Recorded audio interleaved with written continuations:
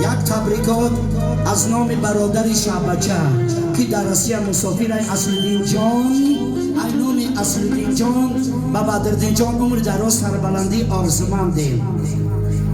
از نام شباجا پسر شراف جان که برادر من زنگیرش بزرانده گیرم زنده باشه.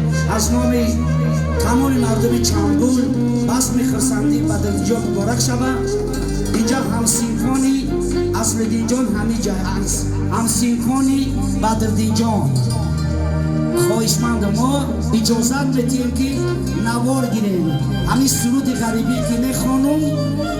همه قسم مادر جانا، ابا جانا، خواهر جانا، دادر جانا اجازت نوار گیریم و گفتنی است که سرود به حد با علم است.